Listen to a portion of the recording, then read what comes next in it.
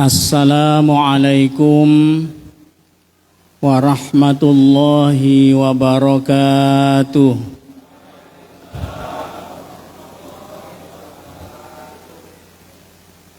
Alhamdulillahilladzi hassa alaina asyam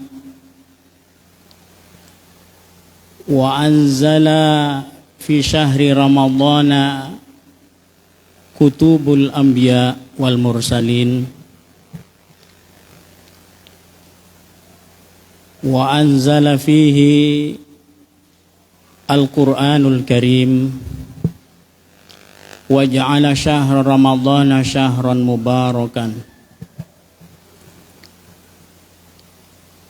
Nusalli wa nusallimu wa nubariku wa nukarrimu wa nusyarrifu ala sayyidina wa habibina Muhammad ibn Abdillah wa ala alihi wa ashabihi wa mawalah. Wa qala ta'ala syahru ramadhan alladhi unzila fihi al-Qur'an hudan linnasi wa bayyinatin minal huda wal furqan. Al-ayah. Wa qala aidan inna anzalnahu fi lailatul qadr wa ma adraka ma lailatul qadr lailatul qadri khairum min alfi syahr tanazzalul malaikatu warruhu fiha biizni rabbihim min kulli amr salamun hiya hatta matla'il fajr. Wa qala nabiyuna Muhammad sallallahu alaihi wasallam khairukum man ta'allamal Qur'an wa 'allamah. Sadaqallahul azim wa sadaqa habibu rasuluhul karim wa nahnu ala dzalika minasyahidina syakirina walhamdulillahi rabbil alamin. Allahumma amin. Biasanya berapa menit Pak kalau untuk acara khusus seperti ini? Biar kami pun juga nanti nggak kelewat batas waktu. Terserah Pak ya. Berarti ini kultum. Kuliah terserah antum. Nah, ya kan ya. Berarti suka-suka saya ya mau sampai berapa jam kan ya. Tapi insya Allah kami pun juga nggak akan lama-lama kan ya, karena mengingat bulan Ramadan ini kan kita banyak kegiatan. Apalagi baru saja kita mengerjakan sholat tarawih, tentunya capek. Kami bijaksana saja, tidak terlalu lama dan juga tidak terlalu sebentar. Kalau sudah selesai nanti kami berhenti, Pak ya. Jadi ukurannya kalau sudah selesai kami berhenti. Entah itu selesainya kapan kan gitu kan ya.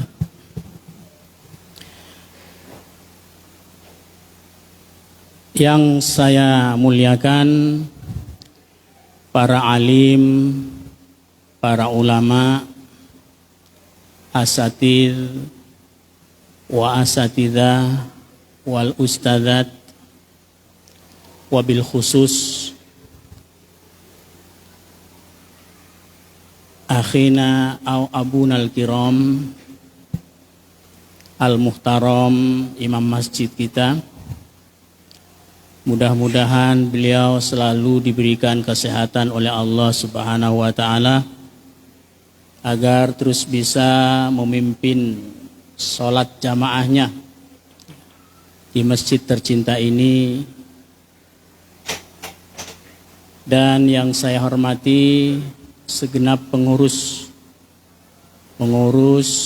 Yayasan Masjid Jami Al-Kafah baik ketua beserta keanggotaannya, serta yang kami hormati Ketua DKM Dewan Kemakmuran Masjid Jami Al-Kafah beserta divisi-divisinya, takmir-takmirnya, dan juga yang kami hormati para orang tua, sesepuh, bini sepuh yang hadir di kesempatan malam hari ini, serta anak-anakku yang juga turut hadir di malam yang mulia ini, yaitu malam yang ke-17 daripada bulan Ramadan. Dan juga yang tak kalah pentingnya, yang kami hormati, yang kami banggakan, semua jamaah Bapak Ibu yang dirahmati oleh Allah Subhanahu wa Ta'ala. Ini yang paling penting, karena sekalipun pengurusnya lengkap, jamaahnya nggak ada, kan nggak jadi sholat juga kan ya. Di jamaah itu ya yang paling utama kan ya, seperti itu. Mudah-mudahan malam hari ini adalah malam yang terbaik buat kita, dan semoga Allah akan selalu memberikan kita kesehatan. Allah akan selalu mengistiqomahkan kita dalam untuk menjalankan segala macamnya ibadah, khususnya di dalam bulan Ramadan.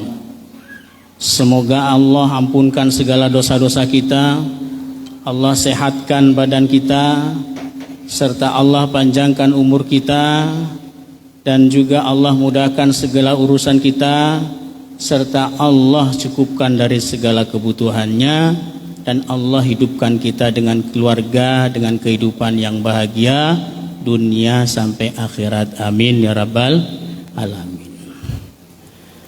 Bapak Ibu jamaah salat Isya dan Tarawih beserta peserta jamaah peringatan nuzul Quran yang dirahmati oleh Allah Subhanahu wa Ta'ala. Pertama, alhamdulillah, kita bersyukur kepada Allah Subhanahu wa Ta'ala yang sampai malam hari ini, tepatnya malam yang ke-17, dengan doa kita Allah masih berikan kita sehat. Saat ini Allah berikan kita kesehatan lahir dan batin, sehat jasmani dan rohani, sehah wal afiyah kalau dalam bahasa Arabnya. Kalau dalam bahasa kesehatannya, min sana in corpore sana, tubuh kita sehat, jiwa kita juga sehat. Dan itulah yang terus membuat kita ini selalu bisa menjalani hidup ini dengan baik dan selalu mampu untuk melakukan aktivitas kegiatan apapun, termasuk menjalankan ketaatan kita pada Allah Subhanahu wa Ta'ala. Jadi penting kita ini untuk mempunyai sehat lahir dan batin. Karena kalau hanya lahirnya saja yang sehat, badannya saja yang sehat, tubuhnya saja yang sehat, tapi jiwanya nggak sehat, ini juga kurang baik kan ya. Banyak di situ di pinggir jalan tubuhnya sehat tapi telanjang. Kenapa? Karena jiwanya nggak sehat. Ada orang yang sehat jiwanya begitu rindu dia ingin pergi ke masjid untuk melaksanakan sholat berjamaah, tetapi namun tak berdaya saat itu tubuhnya sakit. Makanya saat ini yang Allah berikan kita kesehatan keduanya lahir dan batin, sehat wal afiyah, min sana in corpore sana, haruslah kita syukuri. Bagaimana cara bersyukur Pak? Pertama dengan lisan, selalu mengucapkan kalimat alhamdulillah. Apalagi kalimat alhamdulillah ini kata Rasulullah, kalimatun tamla'ul mizan bainas sama'i wal ard. Kalimat alhamdulillah ini sebuah kalimat ucapan zikiran yang mampu untuk memenuhi amalan-amalan, yang mampu untuk memenuhi timbangan amal yang baik dari Allah Subhanahu wa taala, bainas sama'i wal ard, di antara langit dan bumi. Oleh karena itulah Bapak Ibu yang kami hormati, ulama-ulama dahulu itu dari kepengennya ya, untuk mendapatkan pahala yang besar dari Allah, maka dia selalu membiasakan pikirannya hanya satu saja, yaitu alhamdulillah, alhamdulillah, alhamdulillah. Sampai ada sebuah cerita, hanya ada seorang kiai yang setiap harinya itu selalu berzikir pada Allah dengan ucapan alhamdulillah, alhamdulillah, alhamdulillah, alhamdulillah. Pernah satu hari kiai itu dia keluar bersama santri-santrinya. Dari rumahnya dia sudah berzikir alhamdulillah, alhamdulillah, alhamdulillah. Akhirnya sampai di perjalanan terlihat cewek cantik. Alhamdulillah, alhamdulillah, alhamdulillah. Ditegur sama santrinya, Kiai kok bilang alhamdulillah, bukannya itu maksiat? Kata kiai itu, bukan saya ini bersyukur karena melihat cewek cantik, tapi saya hanya ingin membiasakan membaca kalimat alhamdulillah.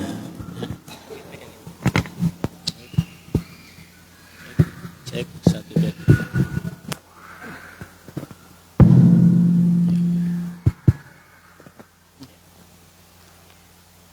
Dan menurut kami kan ya, di bulan Ramadan ini khususnya, ini justru kita harus memperbanyak kesibukan. Kesibukan apapun itu Bapak Ibu, terutama kesibukan dalam ibadah. Artinya di bulan Ramadan ini kita jangan banyak diam. Harus banyak gerak. Bergerak apapun itu kan ya. Misalkan gerak-gerak yang baik.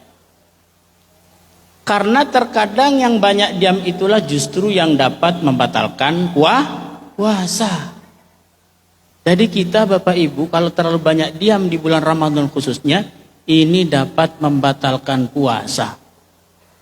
Loh kok bisa Ustaz? Ya kalau diam-diamnya makan, diam-diamnya minum kan puasanya batal. Itu apa artinya? Bahwa orang yang terlalu banyak diam, nggak banyak kesibukan, pikirannya kadang selalu ngaco, makanya diam-diam di depan rumah, di teras, sambil duduk-duduk, apalagi duduk di atas kursi goyang, pegang HP, nanti pikirannya itu dia ngaco, kepengen minum, bikin kopi, ke belakang nanti nyelinep, mokel, kan ya, bikin kopi dan minum, akhirnya puasanya batal.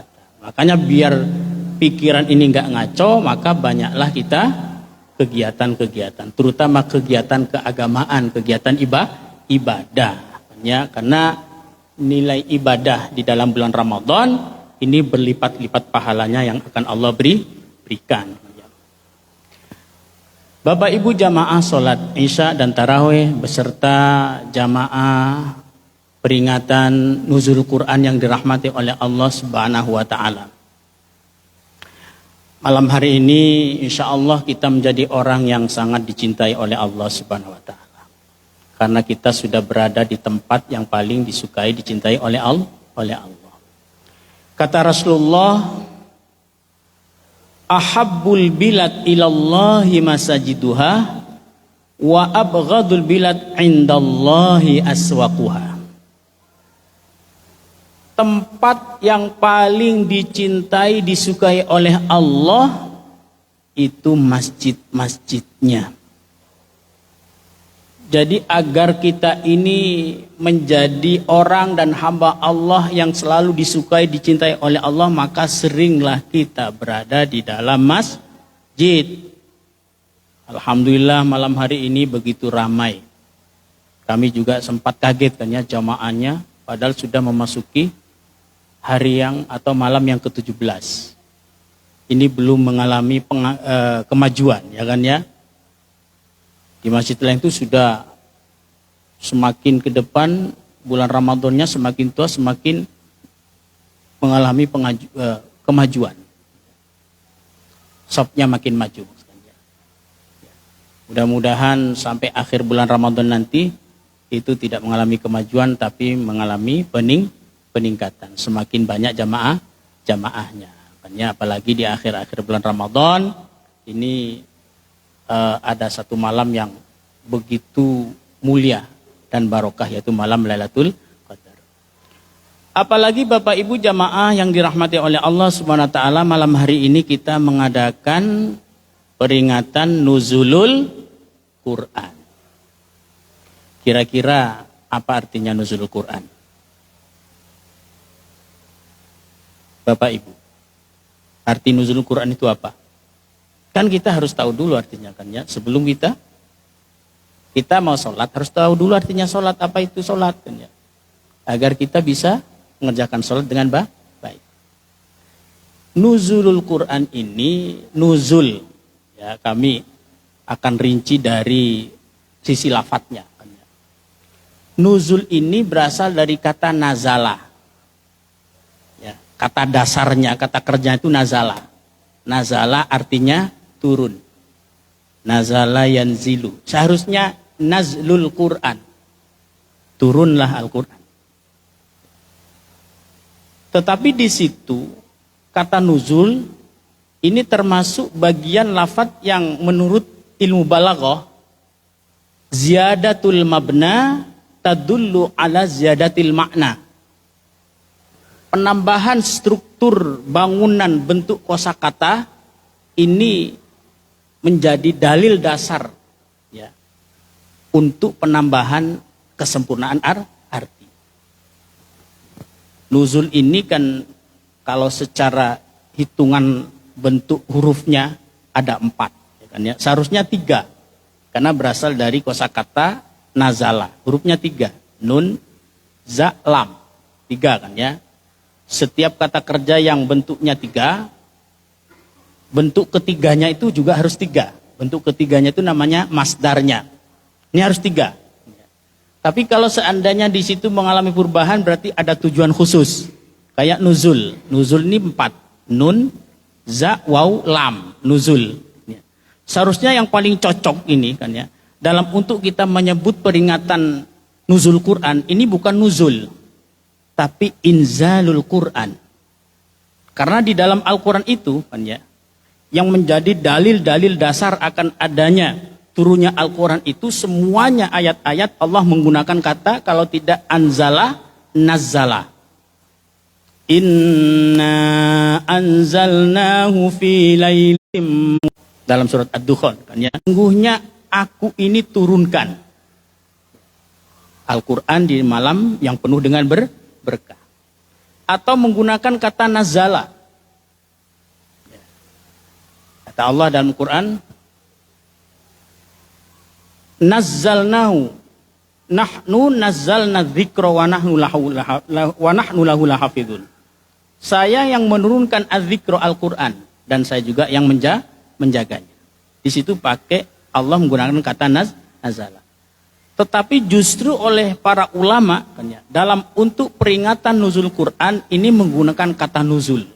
Karena kata nuzul ini kalimat yang paling sempurna. Yang maksudnya itu nuzul Quran itu adalah peringatan kita mengenal, mengingat, mengenang proses di mana Allah pertama kali menurunkan Al-Quran. Karena Allah menurunkan Al-Quran itu prosesnya 2 kali.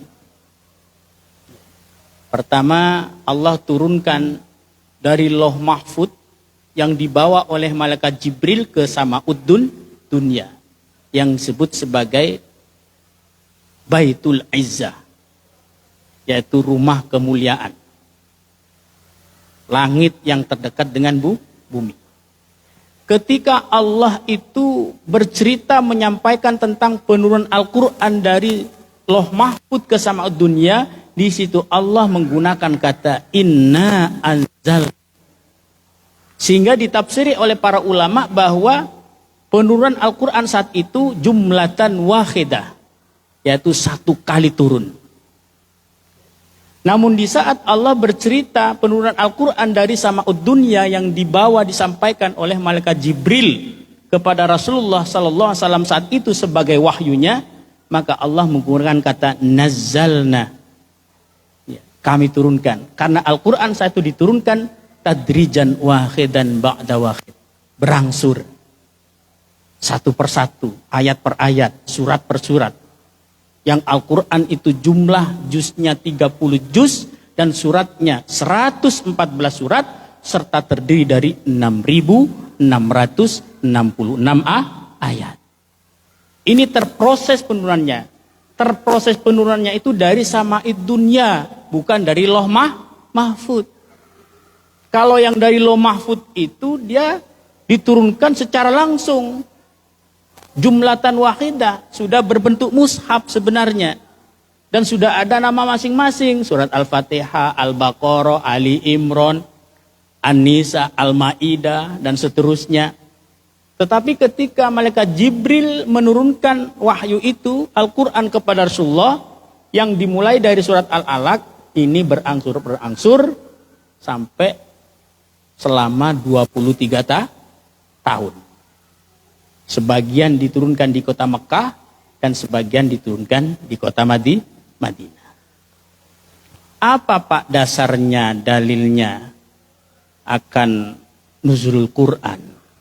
Banyak di dalam Al-Quran dan bahkan juga hadis Nabi. Dasar akan nuzulul Quran, diturunkannya Al-Quran oleh Allah di dalam bulan Ramadan, ini pertama ada di dalam surat Al-Baqarah. Yang kata Allah, Syahrul Ramadan alladzi unzila fihi al-Qur'an hudan linnasi wa bayyinatin minal huda wal furqan. Al-ayat. Kata Allah, Syahrul Ramadan. Bulan Ramadan itu alladzi adalah bulan yang unzila, diturunkan oleh Allah, unzila fihi Quran. Adalah bulan yang di dalamnya diturunkan Al-Quran. Berarti Al-Quran ini oleh Allah diturunkan baik dari loh mahfud menuju sama'id dunya dan dari sama'id dunya menuju Rasulullah. Ini tepatnya di bulan Ramadan. Tidak hanya di saat malaikat Jibril ketika menurunkan Al-Quran saat itu yang dimulai dari surat Al-Alaq kepada Rasulullah di bulan Ramadan, tetapi juga di saat Allah menurunkan Al-Quran sebanyak 30 juz yang sudah terbentuk mushaf dibawa oleh malaikat Jibril ke sama'id dunya, itu juga terjadinya di dalam bulan Ramadan. Dan tidak hanya Al-Quran Bapak Ibu yang diturunkan di bulan Ramadan oleh Allah Subhanahu wa ta'ala, tetapi juga kitab-kitab yang lain. Karena kata Rasulullah dalam hadisnya bahwa inna suhufa Ibrahim unzila fi awali min Ramadan. Sesungguhnya suhuf Nabi Ibrahim oleh Allah diturunkan di awal daripada bulan Ramadan. Wa inna at-Taurata unzila fi sittin min syahr Ramadan. Dan sesungguhnya kitab Taurat oleh Allah diturunkan di tanggal 6 daripada bulan Ramadan. Wa inna Zabur, dan sesungguhnya kitab Zabur yang Allah berikan kepada Nabiullah Daud alaihissalam unzila fi itna asyara min Ramadan. Diturunkan oleh Allah di tanggal 12 daripada bulan Ramadan.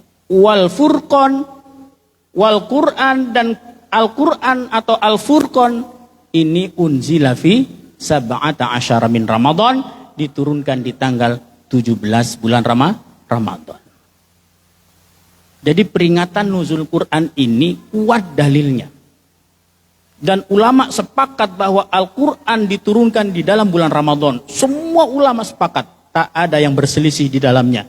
Karena dikuatkan dengan beberapa dalil ayat-ayat yang ada di dalam Al-Quran. Pertama dalam surat Al-Baqarah, yang kedua di dalam surat Ad-Dukhan. Apa kata Allah di situ? Inna anzalnahu fi lailatin mubarakah. Sesungguhnya aku turunkan Al-Quran fi lailatin mubarakah, di dalam malam yang penuh dengan berkah. Itu yang disebut sebagai malam Lailatul Qadar. Apalagi surat Al-Qadar. Makanya malam hari ini sebenarnya tema yang akan kami sampaikan itu bukan keutamaan Al-Quran ataupun Al-Quran sebagai pegangan hidup, enggak kan ya. Tapi tema hari ini, malam hari ini dalam peringatan nuzul Quran yang kita adakan di malam hari ini, judulnya Rahasia di Balik Surat Al-Qadar. Karena surat Al-Qadar itu yang sangat dekat sekali sentuhannya dengan peringatan nuzulul Quranul Karim. Bapak Ibu jamaah yang dirahmati oleh Allah Subhanahu wa taala. Berawal dari ketika saat itu Rasulullah sallallahu alaihi wasallam mulai terdorong jiwanya, hatinya untuk ingin tahannuts, menyepi, uzlah. Sudah tidak lagi Rasulullah itu ada kesenangan untuk berkumpul-kumpul dengan para sahabat.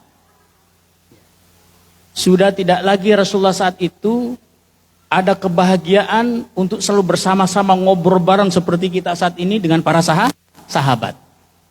Jadi Rasulullah saat itu sudah mulai jiwanya itu terdorong. Apalagi di setiap malamnya Rasulullah selalu bermimpi dipeluk sosok seorang, dipeluk dengan erat. Sehingga kata Rasulullah, saya saat itu kok terdorong untuk pergi ke sebuah tempat yang di situ terasing, yaitu Gua Hiro. Dan di situ Rasulullah setiap malamnya pergi ke Gua Hiro untuk tahannus, uzlah, tafakkur, berzikir, berfikir dan merenung akan kekuasaan sang pencipta alam semesta, yaitu Allah Subhanahu wa ta'ala. Di saat Rasulullah saat itu berzikir, tafakkur, kemudian tahanus, merenung, tahu-tahu kok mengalami kejadian seperti yang dialami dalam mimpinya. Ada sosok yang datang putih, tinggi, besar, memeluk dari belakang dengan erat. Sampai Rasulullah ini dia takut. Akhirnya sebelum subuh pulang, pergi ke rumahnya, dan sampai Rasulullah ini menggedor-gedor pintu saat itu kan ya, untuk dibukakan oleh istri tercintanya itu Khadijah. Kemudian Rasulullah setelah masuk, Khadijah kaget karena Rasulullah saat itu pucat, kemudian keluar keringat dingin dan mengalami ekspresi yang begitu sangat takut. Sampai Rasulullah mengatakan kepada Siti Khadijah, ya Khadijah, zammiluni, zammiluni, zammiluni. Ya Khadijah, tolong selimuti aku, tolong selimuti aku. Maka sampai ada surat Al-Muzammil. Ya ayyuhal muzammilkum. Itu di saat Rasulullah pertama kali menerima wahyu. Ada apa Nabi? Ada apa suamiku? Kata Siti Khadijah. Saya didatangi sosok yang begitu besar, menakutkan. Saya sendiri nggak ngerti. Kemudian kata Khadijah, sebelum dibawa ke pamannya yang bernama Novel, itu Siti Khadijah itu dia ingin tahu dulu, sebenarnya siapa sih yang datang ini? Apakah malaikat ataupun setan? Karena tidak hanya di Gua Hiro saja Rasulullah yang didatangi oleh malaikat Jibril yang menampakkan wujud aslinya. Yang wujud aslinya kata Rasulullah, malaikat Jibril itu sayapnya saja bainal maghribi wal masyriq, itu terbentang di antara barat dan juga arah timur. Sayapnya itu satu sayap itu terdiri dari 300 sayap. Sebelah kirinya juga 300 sayap, malaikat Jibril. Kemudian Siti Khadijah satu dia penasaran, siapa sih sebenarnya yang datang? Akhirnya Siti Khadijah bilang kepada Rasulullah, kalau gitu coba kita pergi saja ke paman saya.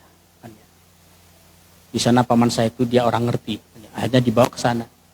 Cerita Rasulullah itu, kalau mulai beberapa hari ini saya itu selalu didatangi dalam mimpi sosok yang begitu menakutkan, dan itu terwujud nyata ketika saya itu berada di sebuah gua Hiro. Karena Warokoh ini paman daripada Siti Khadijah, dia orang pintar, kan ya, tokoh agama, dia ngerti. Oh, ini seperti cerita sejarah yang dialami oleh Nabi Ibrahim alaihissalam. Sehingga dia langsung mengatakan namus, hadza namus. Itu Jibril, itu Jibril, itu Jibril. Kalau seandainya engkau nanti diusir dari kota Mekah ini, saya yang akan menjadi orang terdepan yang akan membelamu. Jadi sudah diramal oleh Waraqah ini bahwa Muhammad ini sebagai istri daripada ponakannya Khadijah, dia akan menjadi seorang Rasul dan akan nanti diusir dari kota Mekah. Sehingga sampai Rasulullah kaget, apakah saya akan diusir nanti? Akan diusir. Tapi kalau nanti seandainya saya masih hidup, kalau engkau sempat diusir oleh penduduk kota Mekah, saya yang akan menjadi orang terdepan yang akan membela. Namun sayang, Waraqah ini keburu meninggal. Itu Jibril. Karena malaikat Jibril itu mempunyai banyak nama. Jibril nama utamanya, Ruhul Kudus juga namanya, Ruhul Amin juga namanya. Yang keempat itu Namus. Seperti yang dikatakan oleh Waraqah saat itu. Kemudian setelah Rasulullah pulang dengan Siti Khadijah ke rumahnya, Siti Khadijah ini Bapak Ibu ingin membuktikan yang datang itu malaikat apa setan. Ditunggulah malam yang keduanya. Saat itu. Kata Siti Khadijah, perhatikan nanti Muhammad suamiku, kalau dia datang lagi, saya akan tes. Saya akan buka auratku ini sampai ke pahaku. Kalau dia nanti datang ke sini melihat aurat saya langsung pergi, berarti dia malaikat. Tapi kalau dia terus memandang kayak gini, berarti dia setan. Iya kan ya. Jadi cara untuk mengetes malaikat apa setan, tes itu, tes maksiat. Ya. Kalau seandainya melihat paha, dia langsung pergi, malaikat dia itu. Karena malaikat itu nggak pernah bermaksiat. Tapi kalau nanti melihat pahanya Siti Khadijah, itu dia terus memandang kayak gini, seneng, dia setan. Makanya bapak-bapak khususnya kan ya, itu harus kita tahu kan ya, kalau saat itu kita lagi melihat auratnya orang perempuan, langsung kita istighfar, astagfirullahaladzim, berarti yang datang di jiwa bapak itu adalah malaikat. Tapi kalau saat itu bapak-bapak kan ya, itu melihat auratnya perempuan, malah terus memandang gini, berarti yang datang setan. Ini caranya untuk mengetahui. Kalau saya enggak Pak, saya baca istighfar langsung berpaling, astagfirullah. Tapi nutup mata separuh saja. Berarti yang datang malaikat dan setan, ya karena seperti itu. Ini caranya. Akhirnya setelah itu Siti Khadijah coba ngetes kan ya. Ternyata setelah datang sosok itu yang dialami oleh Rasulullah, yang datang kepada Rasulullah baik di dalam mimpinya maupun di saat di Gua Hiro, itu ketika dibuka auratnya oleh Siti Khadijah sampai ke pahanya, dia langsung pergi, menghilang. Oh benar ini kata Siti Khadijah, ini malaikat. Karena dia langsung pergi. Kok seandainya dia terus memandang kayak gini, menatap gini, berarti dia setan. Baru Siti Khadijah yakin apa yang dikatakan, yang diberitahu oleh pamannya itu Waraqah, bahwasanya itu yang datang kepada suamimu itu, kata Waraqah, adalah malaikat Jibril, seperti yang telah pernah datang kepada kakeknya, yaitu Nabiullah Ibrahim alaihis salam. Karena Bapak Ibu ada dua nabi yang oleh Allah dinampakkan, diperlihatkan akan kekuasaannya, yaitu alam malaikat. Pertama Nabiullah Ibrahim. Yang kedua itu Nabi Muhammad. Ketika peristiwa Isra wal Mi'raj. Ya. Kata Allah, linuriyahu min ayatina, supaya kami perlihatkan kepada Rasulullah tanda-tanda kebesaran kami. Yaitu diperlihatkan oleh Allah alam malaikat. Bapak Ibu jamaah salat Isya dan tarawih serta jamaah peringatan Nuzul Quran yang dirahmati oleh Allah Subhanahu wa taala. Ini terus lanjut ya. Terus Pak ya. Apa cukup? Kalau cukup kami tutup saja kan ya. Karena kata kawan kami itu ceramah itu enggak usah lama-lama. Karena sekalipun lama sebentar sama saja kan. Sama saja apanya? Isinya sama saja kan gitu. Isi amplopnya maksudnya kan. Mau lama mau sebentar sama saja kan. Jadi nggak usah lama-lama, sebentar aja kan. Yang penting udah ngisi, nggak bergor aja Pak ya. Jadi Bapak Ibu yang kami hormati, seperti yang kami sampaikan tadi bahwa malam hari ini temanya rahasia di Bali surat Al-Qadar. Jadi kenapa kok Allah itu mendatangkan malam yang terbaik, malam yang penuh dengan berkah, yaitu malam Lailatul Qadar. Yang di malam Lailatul Qadar ini Allah juga turunkan Al-Quran, baik dari Loh Mahfud ke Sama'ud Dunya maupun dari Sama'ud Dunya ke Rasulullah. Ini karena berawal saat itu ketika Rasulullah bercerita kepada para sahabat. Kata Rasulullah, dulu itu di masanya Bani Israel ada seorang pemuda yang begitu kuat dan hebat. Namanya Syam'un. Jadi dulu itu ada seorang namanya Syam'un. Syam'un ini dia seorang pendekar. Jenggotnya sampai ke bawah. Rambutnya juga lelet sampai ke bawah. Dia kekuatannya itu di jenggot dan di rambut. Oleh Allah diberi umur itu sampai 1000 tahun. Selama sepanjang umur itu 1000 tahun, dia itu beribadah pada Allah. Malam harinya, setiap malam sepanjang malam dia beribadah, siang harinya dia berpuasa. Dan belum lagi dia itu berperang dengan orang-orang kafir di sepanjang umurnya. Sehingga ketika Rasulullah bercerita seperti itu kepada sahabat, itu membuat sahabat itu dia iri dan menangis. Kata para sahabat, ya Rasulullah, bagaimana kita ini yang mau mempunyai amal yang banyak seperti mereka, seperti dia, dan seperti orang-orang dahulu. Kita tahu bahwa umur kita sebagai umatmu ini tidak sampai pada ribuan. Atau mungkin bahkan sampai ratusan nggak nyampe. Ya. Karena kata Rasulullah, umru ummati baina sittina wa sab'ina sana. Umur umatku ini tidak jauh daripada 60 sampai 70 tahun, kata Rasulullah. Jadi terus gimana kita ini ya Rasulullah sebagai umatmu, umat akhir zaman yang nantinya bisa nututi pahalanya seperti orang-orang dahulu. Contohnya seperti Syam'un. Akhirnya setelah para sahabat mengadu dan juga merenungi nasibnya akan nanti di akhirat, ya, yang dia di dunia hanya bisa beramal beberapa puluh tahun saja, sedangkan orang-orang dahulu sampai ratusan tahun.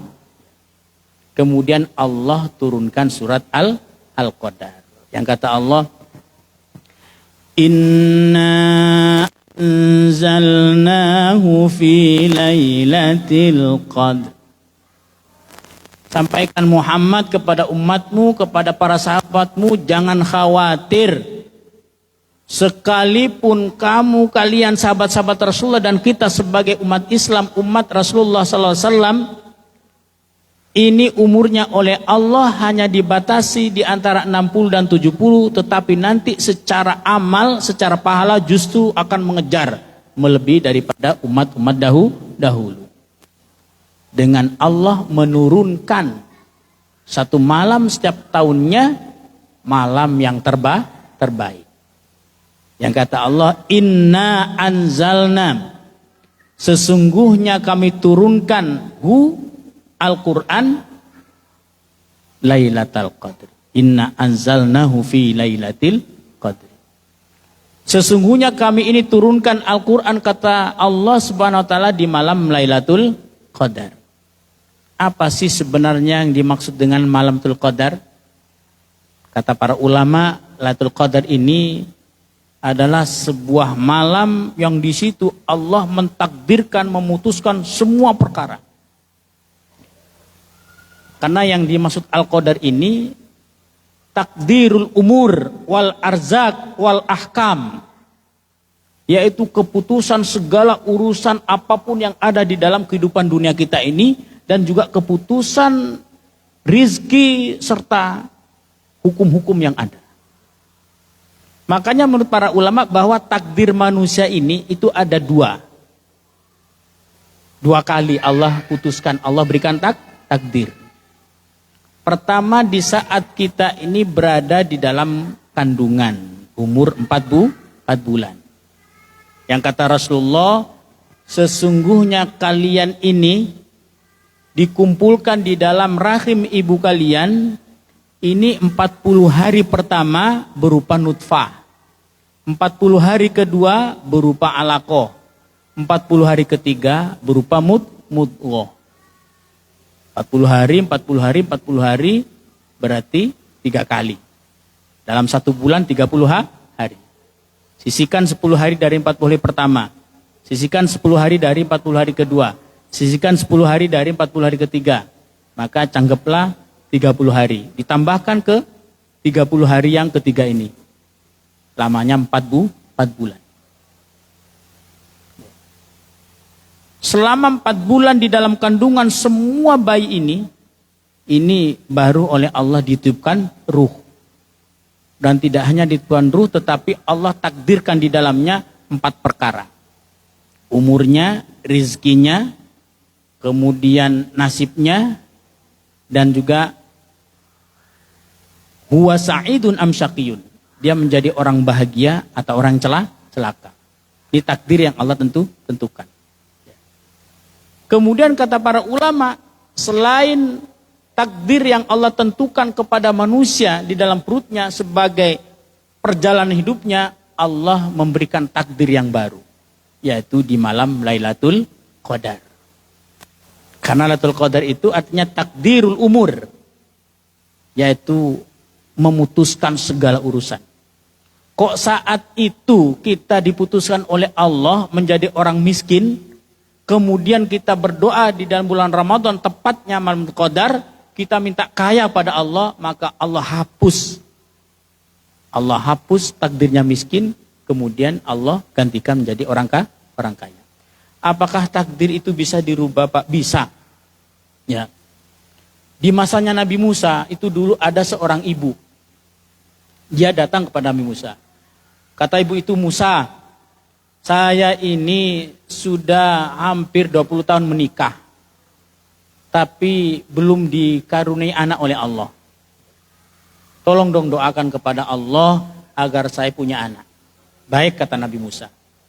Ketika Nabi Musa itu ingin mendoakan, malaikat Jibril datang kepada Nabi Musa.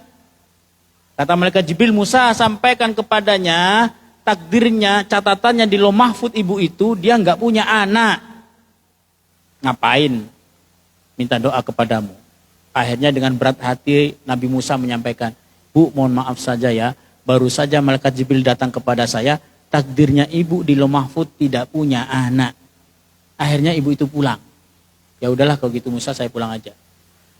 1 minggu berikutnya datang lagi kepada Nabi Musa. Nabi Musa, tolonglah doakan. Siapa tahulah Allah mau merubah. Baiklah. Di saat Nabi Musa mau mendoakan, malaikat Jibril datang lagi. Kata malaikat Jibril, Musa, saya kan sudah bilang, sampaikan, katakan pada orang itu, ibu itu yang minta doa kepadamu, dia catatannya di Lauh Mahfud nggak punya anak. Akhirnya disampaikan lagi oleh Nabi Musa. Pergilah lagi ibu itu, ya udahlah kalau gitu. Sampai 3 kali datang.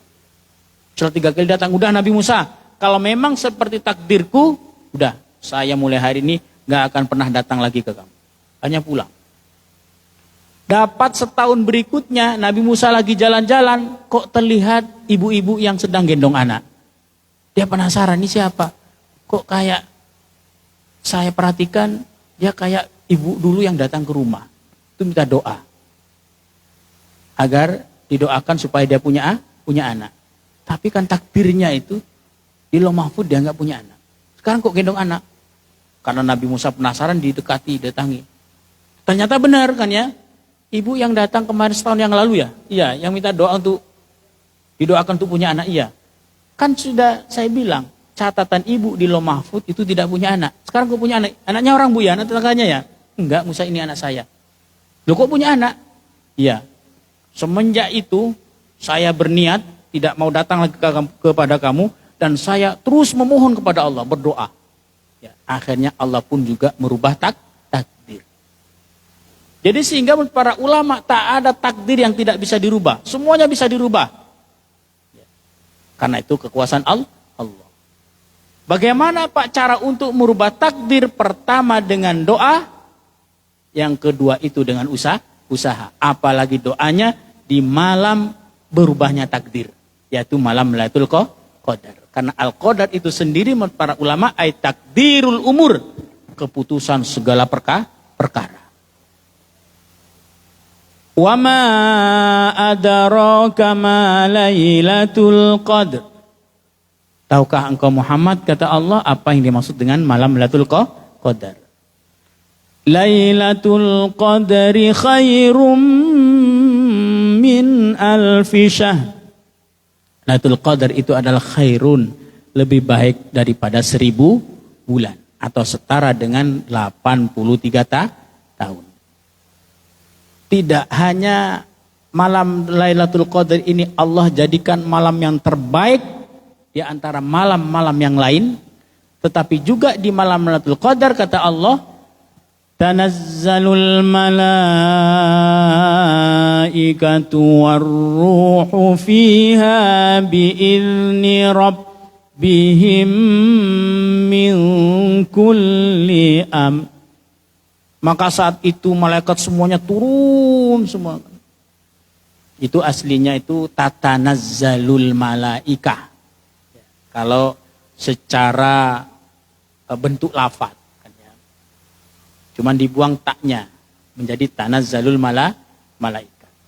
Karena kalau artinya itu dia malaikat turun itu tidak secara sekaligus, turun temurun, terusan turun sepanjang malam.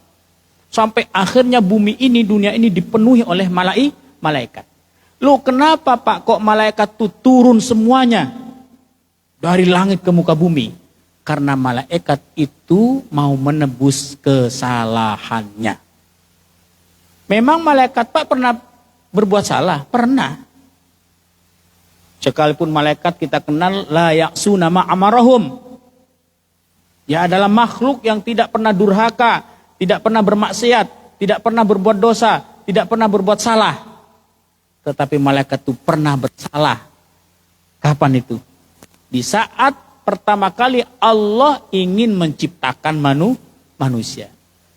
Makanya surat Al-Qadar ini ada hubungannya dengan ayat ke-30 daripada surat Al-Baqarah.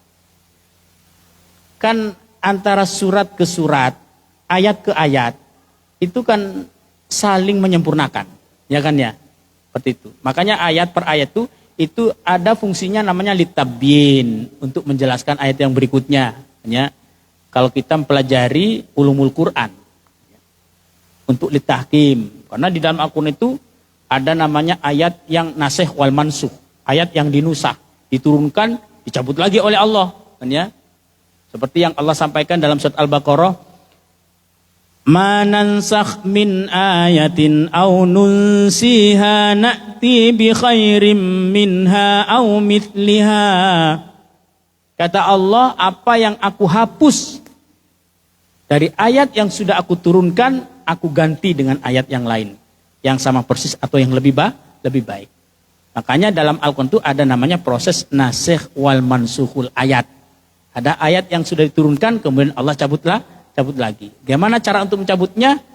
Rasulullah itu langsung oleh Allah dicabutkan ya daya ingatnya. Langsung Rasulullah itu dia lupa untuk membaca ayat. Seperti yang ada dalam surat Sabbihisma al-A'la. Sanuqri'uka fala tansa illa ma Allah.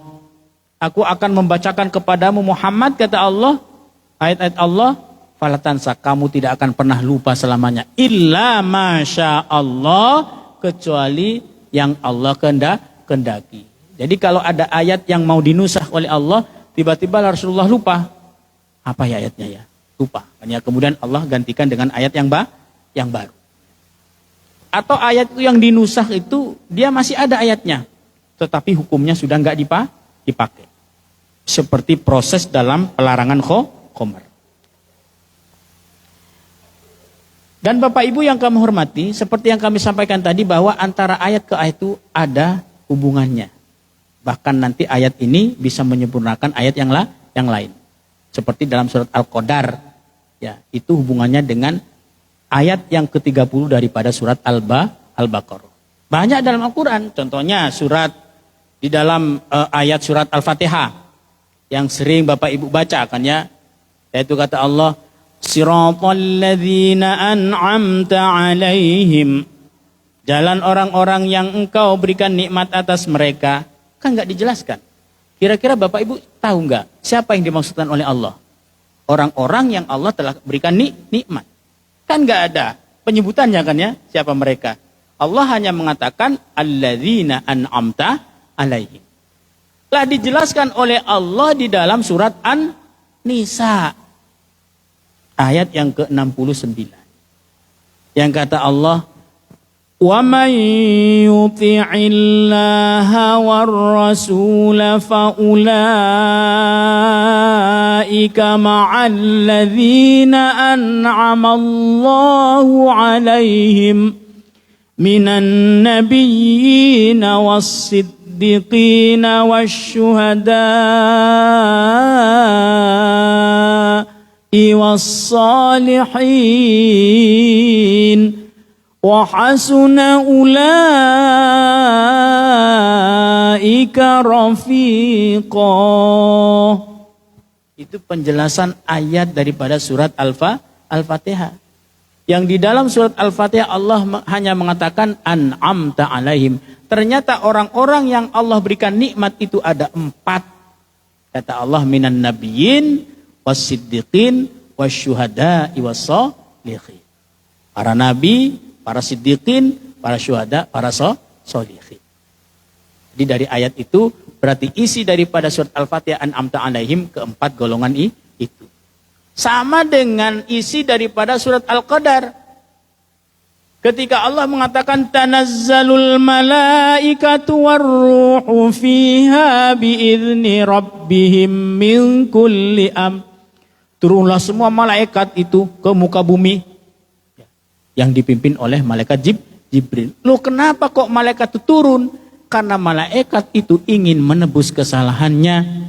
Kapan salahnya, Pak? Saat itu dulu, ketika Allah menyampaikan kepada malaikat semuanya saat itu ingin menciptakan makhluk baru, yaitu manusia.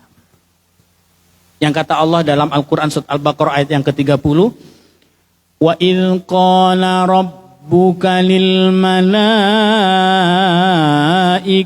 inni ja'ilun fil ardi khalifah qalu ataj'alu fiha man yufsidu fiha wa yasfiku dima wa nahnu nusabbihu bihamdika wa nuqaddisu lak qala inni a'lamu ma la ta'lamun.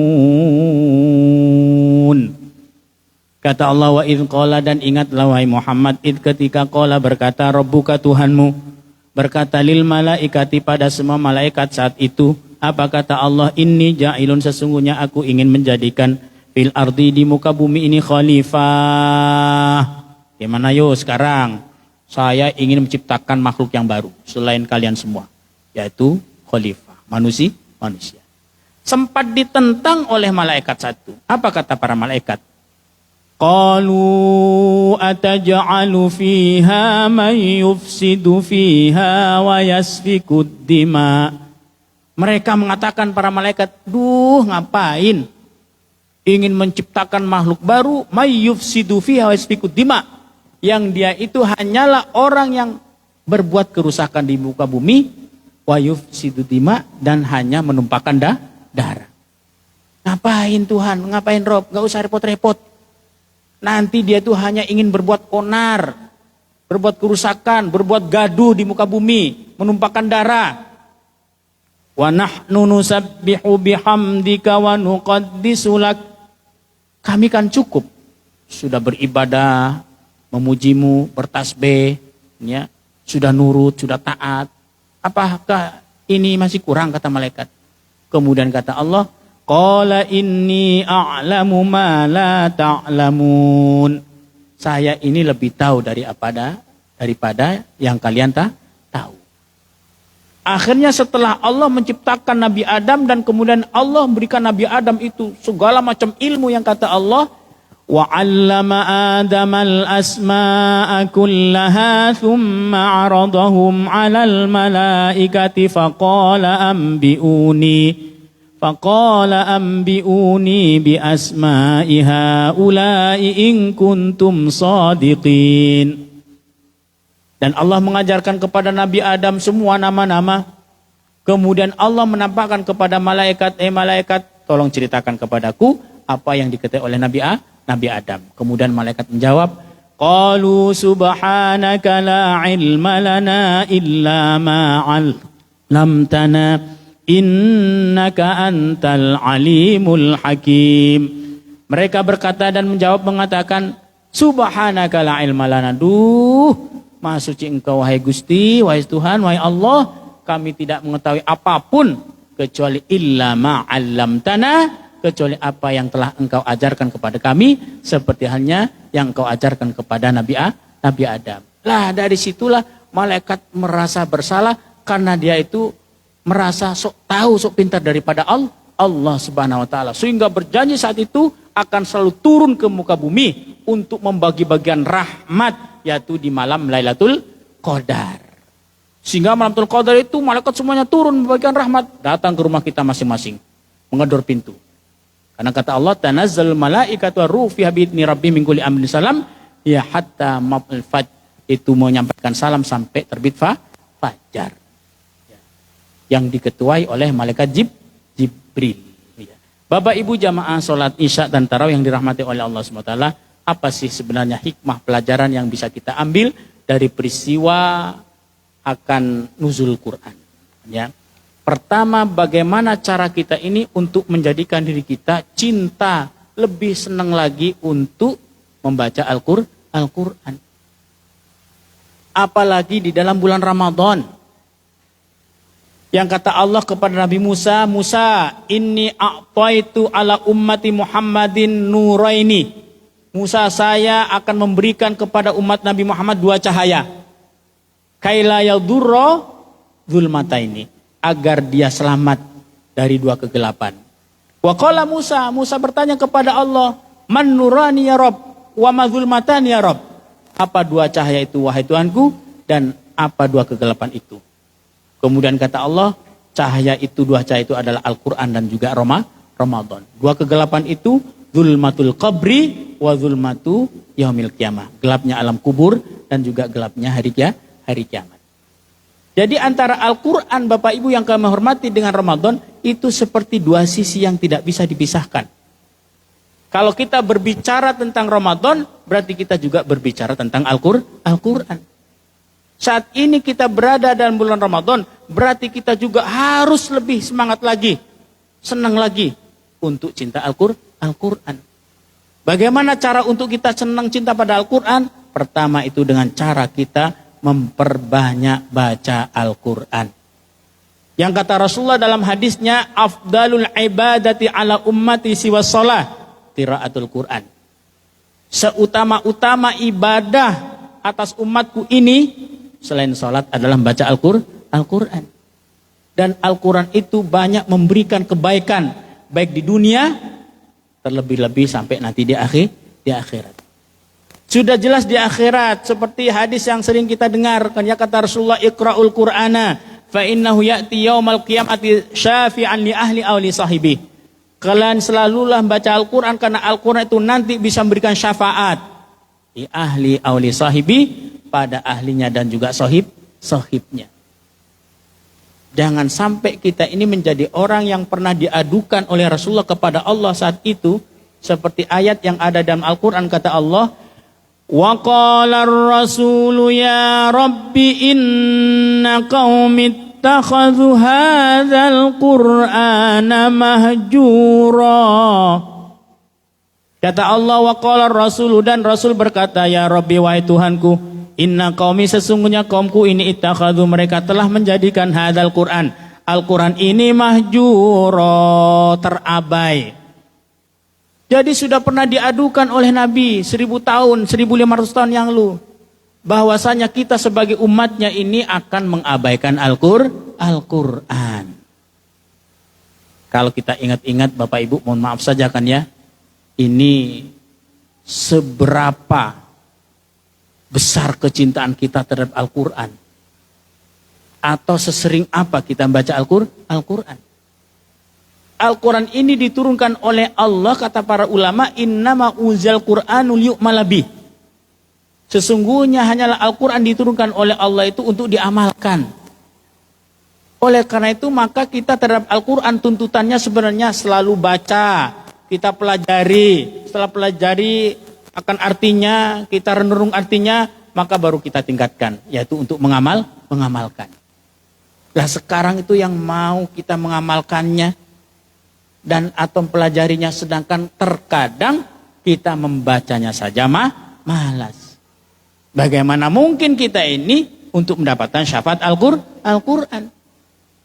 Makanya tadi yang disampaikan oleh protokol bahwa anak-anak kita kan ya, sudah ada 9 anak kan ya, yang dia sudah menyelesaikan pembelajaran Al-Qurannya. Ini kan luar biasa. Mereka terus kita ajari Al-Quran kan ya. Mereka bawa mereka itu untuk biar cinta Al-Quran. Tetapi jangan hanya anak-anaknya saja kan ya. Kita pun juga mari dorong kita ini, terutama di bulan Ramadan ini sebagai bulan Syahrul Quran, dorong diri kita ini untuk lebih cinta dan dekat lagi pada Al-Quran. Baca kan ya. Bahkan kata Rasulullah ini kan ya, itu kita dianjurkan oleh Rasulullah untuk baca Al-Quran setidaknya sebulan sekali khatam. Berarti kalau sebulan sekali harus khatam, kita baca Al-Quran 1 hari harus dapat satu juz. Kira-kira kita itu sudah tingkatan itu apa belum? Kalau belum tingkatan itu, jangan berharap kita nanti untuk mendapatkan syafaat Al-Quran. Jadi Bapak Ibu yang kami hormati, tujuan kita memperingati nuzul Quran, ini bagaimana cara kita itu untuk membangkitkan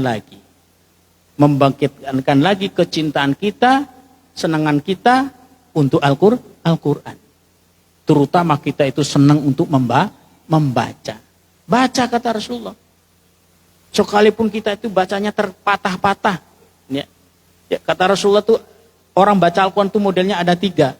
Ada orang bacanya ya takak, terbata-bata kan ya. Ini nggak apa-apa, nggak masalah. Kan ya. Kemudian ada orang yang bacanya itu dia setengah lancar. Ada juga yang lancar. Semodel apapun kita cara baca Al-Quran, maka harus kita usahakan. Kita ini untuk senang baca Al-Quran. Karena Al-Quran ini banyak memberikan kebaikan baik di dunia, terutama kalau nanti di akhirat.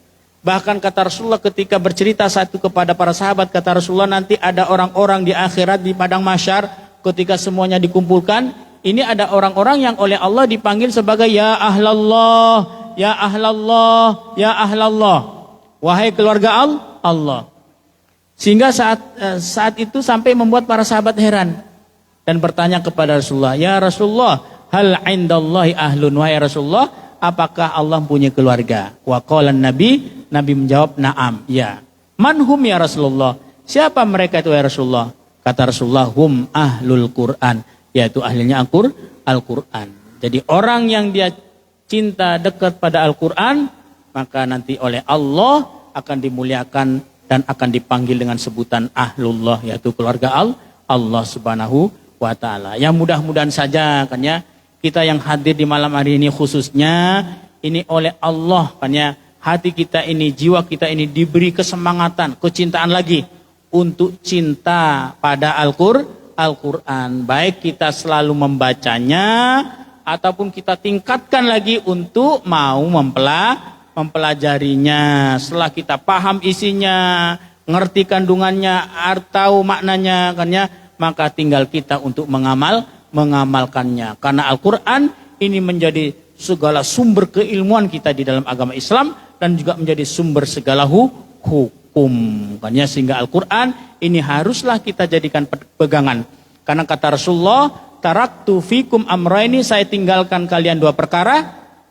Faman tamassaka bihima falan tadil abada. Siapa yang berpegang teguh pada keduanya maka dia tidak akan tersesat selamanya.